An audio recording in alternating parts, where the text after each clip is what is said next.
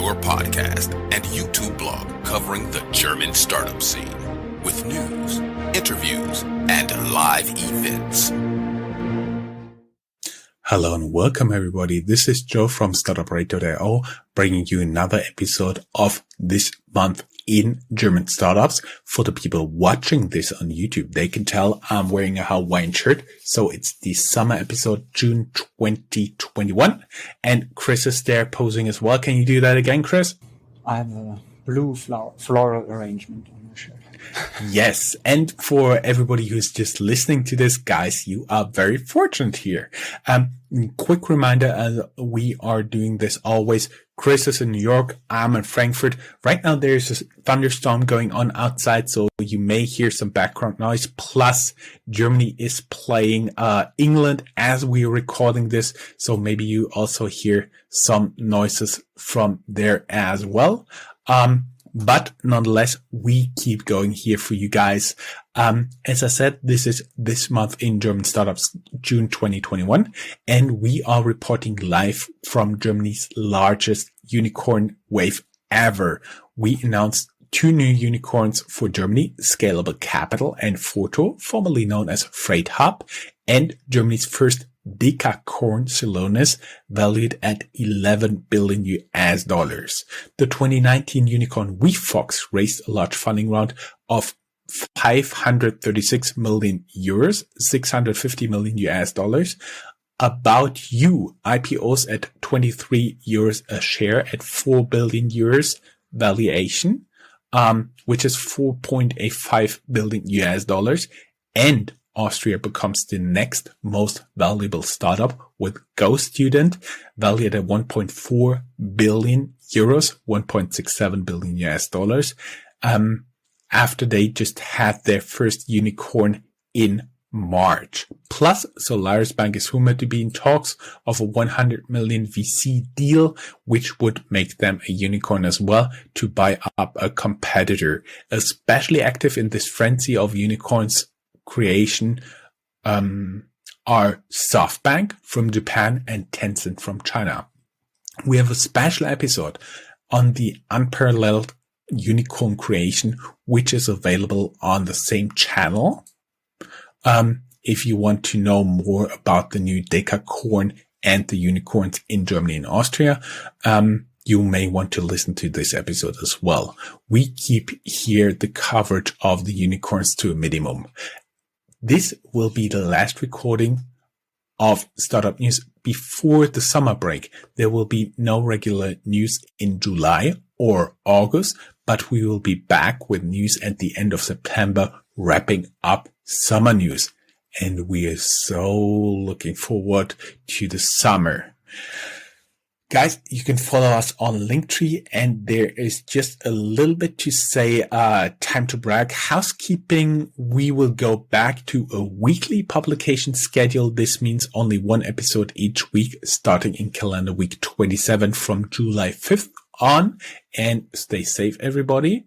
And a little bit bragging, Argentina was the 53rd country to download us into their podcast charts. We made it even in the top 100 Apple Podcasts entrepreneurship charts. Muchas gracias. Chris, you got some top news, right? Yeah, and you already mentioned it. We have some more in-depth information about them in our special episode, but so here, just for completeness' sake, Germany has its first Decacorn, a new word basically meaning a unicorn which is not worth more than $1 billion US dollars, but rather $10 billion US dollars. And in that case, it is after a Series D funding of more than $1 billion. And the company's name is Celonis. And Celonis is a B2B company that helps you with, process mapping, process automation. It interacts with your SAP software, your Salesforce software, and it helps you to identify room for efficiency improvement within your company. And therefore, yeah, to me, it feels like a pretty German success story because it's not very flashy and not aimed at the consumer, but rather making money and working well in the background, I guess. We also have another unicorn, namely Scalable. It's another startup from Munich that made it into this club, the Unicorn Club, and it's a neo broker. So in part of the other big industry we are talking often about, the fintech industry. Scalable started out as a robo-advisor. Now they turn increasingly to online brokerage. Their brokerage also offers a trading flat rate model, taking on Trade Republic, which we talked about recently. We have an episode about them too, which you can find in the show notes or in your podcatchers. And Scalable itself raised at their most recent investment round, which was a Series E, more than 150 million euros, around 100 million US dollars. And so they now stood at a 1.4 billion US dollar valuation. Some more information about that in the show notes. Then we have Forto, which used to be called FreightHub, that also reached unicorn status. And we've talked about it in here, our this month in German startup news for quite some time. Now, after the rebranding, this Berlin-based logistics startup raised 200 million US dollars from investors, also led by SoftBank, which you already mentioned. And so they are valued at 1 billion euros, around 1.2 billion US dollars right now. And they also added City Ventures and G Squared as new investors. And if we look south a bit to Austria, we already talked about Bitpanda becoming Austria's most valuable startup in March. But now there's also GoStudent, which is taking the title away from them. GoStudent is the second unicorn in the country. And it became such a unicorn with a 200 million euro 240 million US dollar investment led by SoftBank and Tencent. So, and as you can tell by the name, GoStudent deals with online learning. And this recent funding round valued the company at 1.4 billion euros, meaning around 1.67 billion US dollars right now. Germany's existing unicorns are doing good. Another fintech monster funding, Berlin-based insurtech Wefox grabs 650 million US dollars at 3 billion US dollar valuation. And About You, the Hamburg-based online fashion retailer, IPO'd in Frankfurt at a 4 billion euro valuation, raising more than 800 million euros. And then we made up a term, Germany's rumorcorns. German blank check firm 468 SPAC said it entered exclusive negotiations to buy children's entertainment company Boxing from Düsseldorf for about 1 billion euros. This is the Tony Box producer for everybody who has children. And Solaris Bank is rumored to work on a 100 million euro funding deal, making them a unicorn as well. It's reported that they would need the 100 million to take over a competitor focusing on other geographies. A spokesperson of Solaris Bank surprisingly refused to tell which entity this is. We talked in our April news about their SPAC deal for Solaris Bank, but this was targeted at 2022 anyways, and the SPAC deal appears to be not off the table. Our all-time favorite Wirecard. There is still the investigative committee ongoing. They heard more than 100 witnesses, and we assume they will wrap things up before the next federal election taking place on September 26th here in Germany. There's only a little note. Philippines file criminal charges against former Wirecard CFO Jan Masalek, which is still on the run. This is small news since Mr. Masalek already faces charges in Germany, and if ever found, may end up serving a long time in Germany. Moving on to the German ecosystem as a whole, And you can already tell that probably the biggest issue here, or the biggest topic here, is that Germany is approaching a general election in fall. On September 26th, Germany is going to elect a new parliament and also a new chancellor after 16 years. Angela Merkel is going to step down.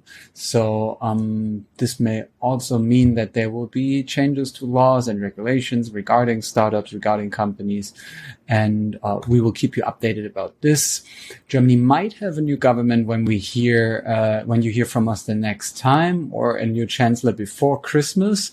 But it could also be that we are a bit optimistic with this. The last time it took quite a while. It's all depending on the results. Related to the end of Merkel's term, the digital trade association Bitcoin in Germany analyzed Merkel's promises to the German startup scene. For example, the administration wanted to start 25 measures in 2018, which should have been fulfilled after 2 years. That was the initial plan. 15 of them have been finished, says Bitcoin. So 10 promises broken. Related to that, we've already recorded another bonus episode on the upcoming 10 billion startup investment program from the German federal government with the digital commissioner. That recording will be published during the summer when this podcast here has its regular break. Then there are fintech trends for the DACH region. DACH is D-A-C-H, and giving you a hint that this is Deutschland, Austria, Switzerland. The funding bounces back in 2020, actually. So it seems as if the COVID crisis here is not as grave as everyone had initially thought.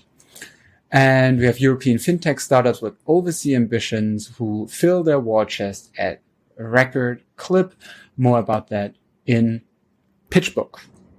We are now getting into the hub section. As always, it's more about when we discover the news than any other measure of sorting. Frankfurt. 8.5 million for Frankfurt-based SaaS fintech CrowdDesk. Of course, you can learn more about them in our show notes down here. We have interviews with both of the founders, and there is the co-living startup Habit closes $24 million Series B, and they merge with Frankfurt-based Homefully. Of course, we have an interview with Homefully you can find down here in the show notes. Munich-based InsurTech Finanzchef24, CFO 24, wins New York-based Markel Style as investor.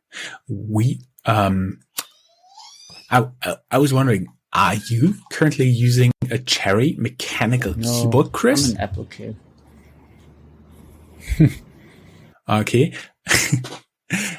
As of today, 29th of June, they just IPO'd. The company behind Cherry keyboards, Cherry AG, IPO'd in Frankfurt this day. It looks pretty good for them. And another news from Munich, Arrive wants to accomplish what Amazon could not pull off with Prime Now, a 30-minute last mile delivery service. They start in Munich. And final news on Munich, the company called Wellstar raises 35 million to expand its telemedicine solutions. Now we go to a city we love to cover because it's not in the regular startup news anywhere. It's called Offenburg. It's a lovely little town in the very southwest of Germany. Actually, the next largest city is Strasbourg in France, which is closer than Stuttgart. Offenburg-based accounting software for freelancers and SMEs called Safdesk raises 50 million euros from investors Arena Holding and Hybris founder Carsten Thoma, who are joining existing investors.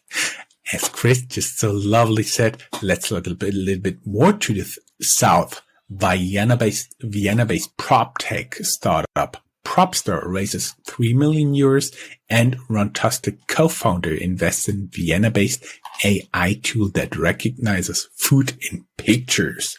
For Switzerland, we just have 15 top 15 biotech startups in Switzerland making a difference in Europe. Chris, I think you want to talk about different companies. Yeah, some more about a couple of companies. So we in Germany have also a debate surrounding the last mile delivery companies of groceries. And one of the biggest names in that business in Germany is called Gorillas. They are based, they have some issues going on in Berlin, because they're, the delivery people for them, they are complaining about high traffic, blocked roads, blocked pavements, and, a steady stream of couriers. And this sparks protest against the Gorilla warehouse in Berlin. But they're also planning to just enter the US market in New York City, where they would have some very different kind of competition, I guess. So, yeah, it's going to be interesting to see how this business will do in Germany. We mentioned it here a couple of times. Germans are very, very price sensitive when it comes to groceries. Of course, there is there's a convenience factor to it. So we will see how it goes, but there are also very well established brands in the German grocery market trying to come up with different kinds of promises. Probably one more word about New York City. We have an additional article about that with the headline: a German e-commerce startup wants to disrupt the New York City grocery market with deliveries to customers' apartments in 10 minutes or less. I can testify that just a couple of weeks ago, a small market opened up where you can order your stuff. It's called 1520 or 1520. And I mean, I don't know. When does it become a bit weird? Like promising in 15 minutes, in 10 minutes. Oh, I don't know.